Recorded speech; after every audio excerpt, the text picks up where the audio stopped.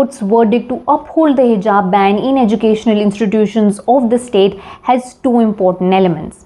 One, the court has ruled that the hijab is not a part of essential religious practices of Islam. And two, that the requirement of uniform is a reasonable restriction on the fundamental right to freedom of expression guaranteed under Article 19(1)(a) of the Indian Constitution.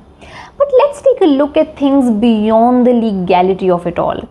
There are three crucial issues to consider which were not taken into consideration by the court. The first and most important one being the education of these girls. It is important to remember that this petition was filed by young Muslim girls of various colleges across Karnataka who felt the need to approach the court when they were suddenly stopped from entering their classrooms because of their hijab in late December. After the verdict, the Quint spoke to scores of young Muslim girls in Karnataka who talked about how this is forcing them to consider dropping out of their colleges.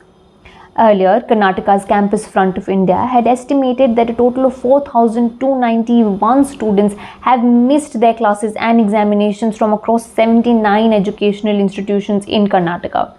The outfit had released this estimate based on a survey they conducted after the High Court had passed an interim order that upheld the state government's decision to ban the hijab on 9th February. Now that the verdict has been upheld by the High Court, education of the hijab wearing girls is likely to take an even bigger toll in Karnataka. Muslim women have often been at the receiving end of the worst kind of systemic marginalization due to their Muslim and their female identity. This has meant that their enrollment in educational institutions, particularly of higher studies, has historically been low. But in the last decade or so, there had been a significant improvement in these figures of Muslim women's participation in higher education. The decade between 2007-8 and 2017-18, the gross attendance ratio of Muslim women in higher education in India increased from 6.7% to 13.5%. In many cases, it is because of the hijab, not despite of it, that many Muslim women find the freedom and comfort to travel miles to reach their schools and colleges.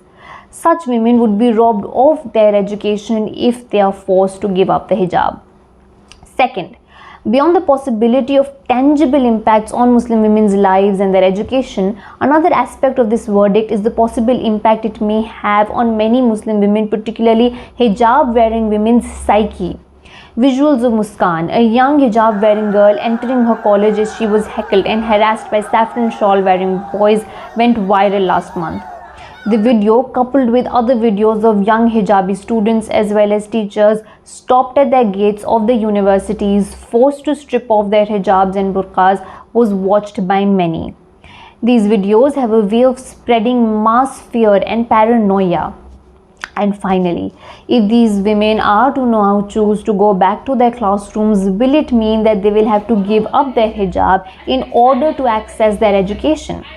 The arguments put forth by the petitioners were that the freedom of conscience and the right to religious practice are both guaranteed in the Indian Constitution, and that they were being arbitrarily singled out merely for belonging to the Muslim community. In an interview to the Quint right at the onset of this controversy, the young Muslim girls had talked about how devastating it is for them to have to choose between their identity and their education. Why can't we have both? They had asked. Now, the Karnataka High Court's verdict may have only worsened their conundrum.